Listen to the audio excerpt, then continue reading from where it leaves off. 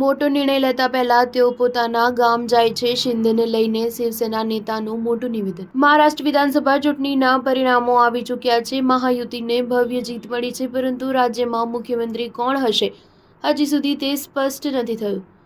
એક તરફ જ્યારે ભાજપમાં અનેક બેઠકો થઈ ચૂકી છે, તો બીજી તરફ એનસીપી અને શિવસેના પણ પોતપોતાની નીતિ બનાવી રહ્યા છે.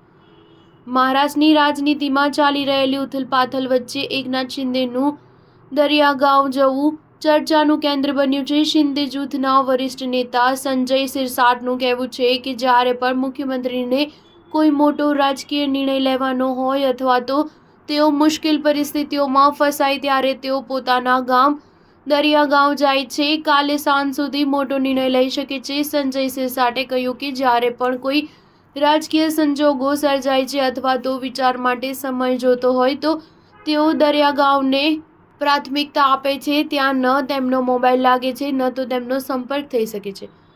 શાંતિથી વિચાર કરી તેઓ ત્યાંથી મોટો નિર્ણય લઈને પરત ફરશે.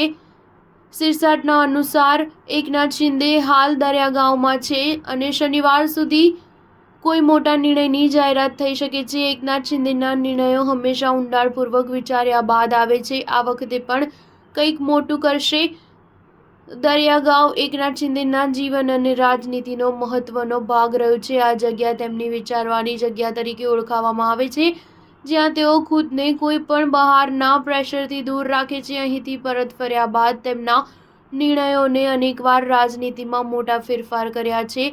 મહારાષ્ટ્રમાં ચાલી રહેલી રાજકીય ઉથલપાથલ વચ્ચે મુખ્યમંત્રીનો આ નિર્ણય વધુ ચર્ચામાં આવ્યો છે. રાજકીય વિશેષજ્ઞોના મતે હાલની સ્થિતિમાં શિંદેનો નિર્ણય રાજ્યની રાજનીતિમાં નવો બદલાવ લાવી શકે છે.